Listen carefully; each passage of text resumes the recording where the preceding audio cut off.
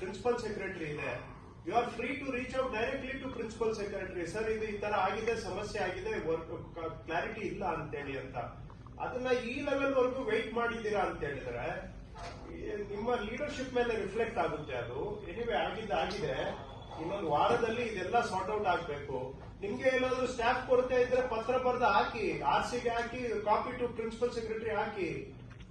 Government has to address all those issues. Meeting ಮಾಡಿದಾಗ ಅವೆಲ್ಲ ಹೇಳೋದು it doesn't reflect well on your leadership capacity.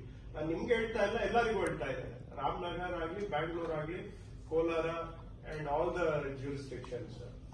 So I think anyway ಕೆಲವರು ಸ್ವಲ್ಪ ಸ್ಪೆಷಲೈಸಿಸ್ ಕೋಲಾರಲ್ಲಿ ಒಂದು 60 ಡಿಸ್ಪೋಸ್ ಮಾಡಿದ್ದಾರೆ, ತುಮಕೂರು 63 ಮಾಡಿದ್ದಾರೆ.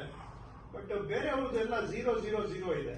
This is not right. Anyway start ಮಾಡಿದಿರಿ, ಇನ್ನ ಅಟ್ಲೀಸ್ಟ್ 150 to 200 ಮಂತ್ಲಿ ಆಗ್ಬೇಕು ಸ್ಪೆಷಲೈಸಿಸ್ ಕೂಡ.